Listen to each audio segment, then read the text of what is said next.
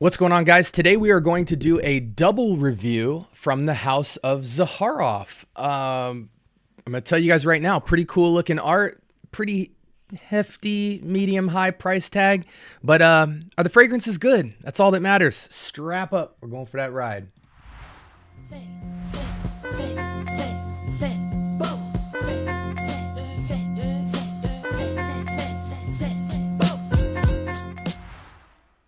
All right, welcome to the Scent Bubble. I am your host for the afternoon. It is a beautiful day and it is good to be back. Today from the house of Zaharoff, we are going to talk about two fragrances. One, Seraphim Red and Seraphim Blue. These fragrances are provided courtesy of my boy Kix. And so shout outs to him for hooking your boy up. Again, a lot of people sometimes ask if I'm endorsed by companies or people send me stuff. The answer is yes and no. One, people do send me stuff, but two, they are not endorsements. They are not affiliates. I am not sent fragrances by houses. I am sent fragrances by friends, the community, people who view this channel, who just really want to hear my genuine thoughts on fragrances from houses. So again, shout outs to Kix for providing this fragrance review for you guys. I wanted to put these together for anybody considering red and blue, since it looks, based off of the marketing, that probably a lot of people that come across this page, particularly when it comes to the Seraphim line, probably will ask themselves, well, which one should I get, the red or the blue or both? I'm here to let you know. So we are going to do both of these today. I'm just going to kind of flash run through. This is going to kind of be a mix between the length of a hot takes and a, kind of full length review. We're going to go a little bit quicker from fragrance to fragrance, but I am still going to be a little bit more thorough than our hot takes reviews, which are typically less than 5 minutes. So without further ado, I know nothing about this house. I know nothing about these fragrances. This is my first experience with Zaharoff, and I can tell you right now from my screen here, the bottle looks pretty dang cool, so hopefully the fragrance is just as good. Okay, so initial thoughts. It's interesting sometimes when you smell a fragrance and it smells like the color. This fragrance smells red. I don't know if amber is the right word, but it definitely has a warmth to it. It doesn't smell like an ambery warmth, but it's just warm for some reason. I'm not quite sure. This is a very unique fragrance. It seems in the wheelhouse of something like a red tobacco, but seems a lot more complex than that. It doesn't smell exactly like red tobacco, but there is a very redness to it and somewhat of a freshness to it. I don't get tobacco at all. I'm at a loss for words a little bit with this fragrance in terms of like any distinct notes or accords that stick out to me. I do smell red. It is kind of sweet, maybe only like a 5 or 6% sweet. Maybe there's florals, maybe there's some sorts of pepper in here. But yeah, that's what I'm working with here so far. We're going to go straight to the window here so I can see what notes are in this fragrance so we can kind of see what I'm smelling here. Okay.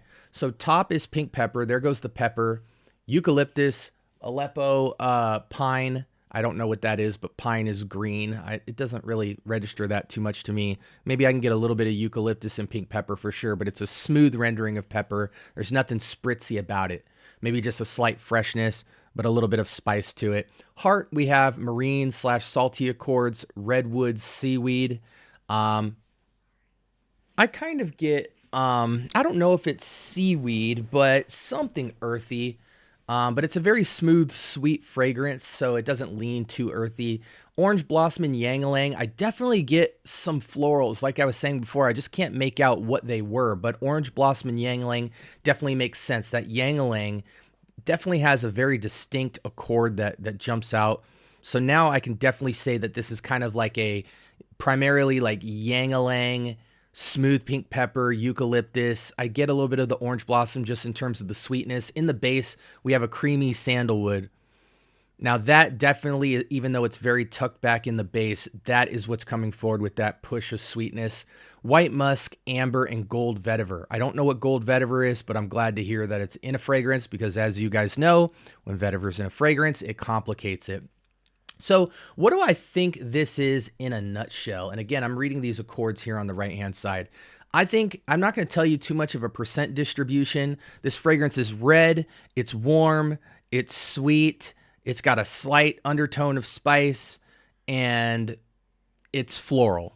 Floral in terms of ylang-ylang. And if you don't know what ylang-ylang smells like, it's a yellow floral. It's like distinct, it's pungent, slightly sweet, but more just kind of like this zesty flower, you know, for lack of better words. Again, dominant notes I get in this accord or fragrance notes is the pink pepper, the eucalyptus, a little bit of seaweed, a lot of ylang-ylang and orange blossom, creamy sandalwood, and amber. And that's what I predominantly get. Okay, let's jump out of this for a second and come out to the main screen here. Who do I think this fragrance is for? It's highly unique. I don't think it's for everybody. It's definitely a fragrance you want to put your nose to, especially with the price tag, which we'll discuss a little bit later. It leans feminine to me. I think it's got to be a unisex fragrance, though I can't quite see that here on the board. Yeah, it feels like unisex with maybe the tiniest lean towards feminine. But I could definitely see a man wearing this.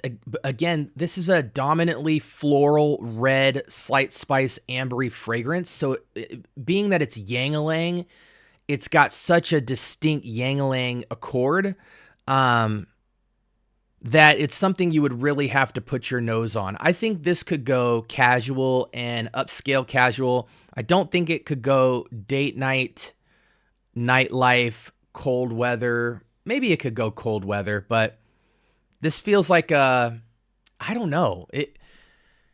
It feels like a cooler weather fragrance that is year round. I think in super high heat, it wouldn't be very good because it is pretty dense. Cold weather, it would be fine, but I think it's a temperature thing for this fragrance. It can't be too hot. I think in super cold weather, it could definitely rock, but I think the sweet spot here is just like, you know, that 60, 70 degree weather with the sun out. This would be just fine with a nice breeze. Again, it's feminine leaning, so the occasions, I think it's just casual and upscale casual. Very unique fragrance. This is something that I might have to wear in a couple different occasions to really figure out what occasion that it works for me. As a fragrance, I'm calling this, I don't know. It's average in terms of how I feel about it in terms of me, but it's not an average DNA. It's somewhere in the 8 category in terms of its complexity. But I think for me, just the accords are strange and unique. And so at a glance, I'm not fond of it, but it's interesting enough for me to put it on skin and see if there's any kind of sense that it makes of in my fragrance wearing experience. Again, I think I even question how this would do on a lady because it has such a maturity to it that I think it starts with women at like 35 and up, and with men, I think it could be ageless. You would just have to like this DNA. So incredibly unique here. Real quick, I just want to show you guys. I think this is somewhat beast mode. I think 4 or 5 sprays will get the job done 8 hours plus. It is quite dense. And the only fragrance that it relates to in my mind is it's like almost like red tobacco from Mancera, just less spicy and way more floral from that ylang-ylang. Now, this art presentation is really nice for the bottle. It runs $150 for a 60 ml. It looks like $200 for the 120. And man, definitely a unique fragrance though. Again, for me, it's a 7 out of 10 in terms of like wearability as its own fragrance. I think it's like an 8 though in terms of DNA structure. So I think if you do like this fragrance, it will be slightly above average for you because it does have quite a bit of signature. It's just not something I'm really familiar with. There's no reminiscence to this fragrance for me of something I can identify that I already liked or a vibe that I was into that I think this will pair well with. So definitely got to spend a little bit more time with this. Any other additional notes for this? I don't think so. So let's go back out to the main screen and move on. Next fragrance up, we have Seraphim Blue. Let's get some initial thoughts on that. I'm imagining it's going to be more blue. Who would have thought? Red's warm, blue's cool. And I'm looking at the notation here on red, and people are saying blue is better. I would imagine that men would probably naturally prefer blue over red. But I'm certain, even after my initial thoughts with this blue fragrance, that it is unisex as far as its marketing. Blue is better in the sense of it's more recognizable. Okay. I get kind of like a cooling mint or menthol / eucalyptus-y type of top to it, almost spa-like. I get like, I'm going to spray it again just to make sure, but I almost get like this menthol-y eucalyptus aromatherapy cooling up top, kind of like when you're in an expensive massage parlor or like a spa, how the towels would just naturally kind of smell in there, some sort of mentholic essential oil kind of in the air, creating that like zen-like feel. I also think there's probably florals in this. There have to be some sort of unique florals here because I don't recognize anything outside of the menthol eucalyptus Vixie cooling top. It does smell blue. It does smell fresh. But again, the distinct accords don't jump out at me. It's a smooth blend, but it's got to be some sort of florals that I haven't smelled in a while. It's not the sweetest fragrance. Red is certainly 2 points sweeter than this. On a sweet scale, this is only like a 4 out of 10. I would say this fragrance overall feels more aromatic, feels more herbal, aromatherapy, cool, light, almost earthy. Very unique though. Very unique. It almost smells like the eucalyptus Epsom salt that you would purchase. It's got a medicinal quality to it. Let's go ahead and go to the window here. The artwork is fantastic on this. I give kudo points to Zaharoff. That color combo is way cooler, but this is really nice as well. And I think for men fits on their shelf better aesthetically. However, fragrance notes up top, apple, lavender, rosemary, and eucalyptus. So I definitely, okay, lavender, that's the floral element to this. There's a lot of lavender in this. I get eucalyptus, not as much apple and rosemary, but there is a touch of rosemariness to this. It's just lavender eucalyptus dominant in the top. Blue cypress, I can certainly see a green element to this. Immortelle, I get it. Iris, not so much. It's way more lavender. I don't get any iris. The only coconutness to this is kind of like sometimes when you smell synthetic coconut, it has a kind of chalkiness to it. There is a bit of chalkiness. It's pretty smooth, but there is a bit of chalky bite to the back of this fragrance. Orange flower, marine notes, mugane floral, cistus, seaweed, amber, and musk. Amber is not really providing much to this. I get musk. So if I could encapsulate most of this note breakdown, I would say insanely heavy lavender and eucalyptus, good amount of rosemary. I get kind of this unique floral medley in the same vein as Yang-a-lang, but maybe a touch softer and more powdery and sweeter. Or not sweeter. A sweeter rendering of the florals, but the red is more sweeter as a fragrance overall. And again, you just get a lot of these earthy, floral, musky, seaweed, lavender, rosemary, eucalyptus, very aromatic blue fragrance. So for that, I think it's quite unique. This is a type of fragrance, I think, it's not really going to be occasion based. It's going to be mood based. So this is a fragrance where like, if you just feel like almost not really wearing a fragrance, but having kind of like an essential oil, zen-like cooling sensation, aromatherapy vibe, you put this on and it's going to just chill you the heck out. A lot of the accords in this fragrance feel very foreign, like not super familiar. It's not like, oh, sweet or, oh, spicy or, oh, alcohol notes or or familiar florals that you're used to. The lavender here is rendered very photoreal.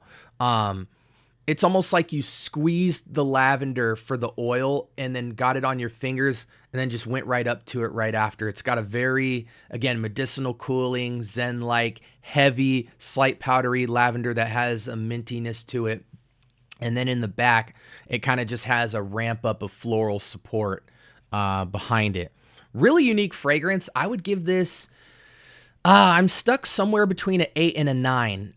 If I could find a close use case for this, even though I just said it doesn't really have like an occasion for me in my mind, it's more of a mood, I would say I would give this closer to a 9 because it's highly signature. Can I justify the price point of $150 to $200 on a fragrance like this? I think so. The ingredients are there. It's hyper unique, but I try to shy away from saying that just because a fragrance is unique, that it's signature, because signature would imply that you would actually want to wear this a lot. And I don't know, you'd have to be kind of like a type of person to rock this. This isn't a commercial wear at all. This is for somebody very specific who's fine with herbals, fine with aromatics, okay with florals, and doesn't mind smelling like an expensive spa. Okay. For me personally, it's an 8 as a fragrance, 8 out of 10. It's definitely better than Red at a glance. But if I could find some real use case with this in my lifestyle, I'd probably give it closer to a 9 just off of uniqueness. But as a fragrance, kind of wearability, versatility, I almost would have to grow with a fragrance. This is the type of fragrance you might not insanely love off the bat, but then as time goes on and you start to see kind of the redundancy in your collection and stuff, you'll reach for a fragrance like this when you just want to feel different and almost like you're not even wearing a fragrance. This is like essential oils from the earth, in the waterfall category. You know what I'm saying? So that's my rating of this. Again, performance seems pretty stellar on this. 5 sprays conservatively, I think will get the job done. I might be lenient towards going more in the 6 to 8 range. But yeah, highly unique fragrance. And those are 2 very unique DNA structures for me. I haven't quite come across, again, Red kind of reminded me of a distant cousin from Mancera's Red Tobacco. This almost, I can't even think of something like this. Almost like Blue Talisman with Mont Blanc Legend Spirit Blue with that kind of like spearminty cooling top, but it's way more medicinal, herbal, and aromatic, and a heavy dose of lavender in a very natural way. Yeah. 8 or 9 out of 10 on this one. I think it can be worth the price tag just off of signature alone. But at first, of age group for this would be like, I got to be honest with you guys. I think it's 30 and up. And I think I'm being gracious. If you're somebody 20 to 30 who appreciates very off the beaten path, that like, picture this. You're on a 10 to 20 mile hike through the Congo in the evening, and there's a cool, windy wetness, and you found yourself in a cave spending the night, and you might dig up a fragrance like this. You know what I'm saying? Like, it just feels like some rich magi back in the day who was like a leader of his people. Before he died, he hid his riches, and these were like some of the best oils that he could come up with, like a floral, oily, cooling type of fragrance that he would have buried so no one could find it. And in the ancient world, it would have been worth millions or something like that. Like, that's what it feels like to me. It's just so off the beaten path from colognes and fragrances and DNA structures that I'm familiar with. But for that, the artwork and the DNA structure as a piece in your collection would be super unique. No one would have this at all. So again, that's why I kind of creep into the 9 category. And yeah, so that was Zaharoff Red and Blue Seraphim. Let me know if you guys have this fragrance in the comments below. Very happy to have tried these fragrances though. I'm going to be excited to actually get full wearings with these just to see what they do outside for me. Temperature is going to factor in. But again, I don't think these are occasion-based fragrances. I think these are mood-based fragrances. And I think blue absolutely can be justifiable in its price. Red, again, put your nose to these guys. Get a 3. It looks like you can get a 3 ml sample of these fragrances for $7. So spend the $15 to get both and really see if you gravitate towards them. Because if you do, you'll absolutely love them and you'll have nothing like them in your collection. Again, like, comment, and subscribe. More importantly, turn on that notification bell. Let me know how you guys are feeling out there. If you have any feedback, please give it to me. Again, this was Zaharoff's Seraphim Red and Blue signature line, and this is the scent bubble. Hope y'all have a blessed week, and until next time, take care.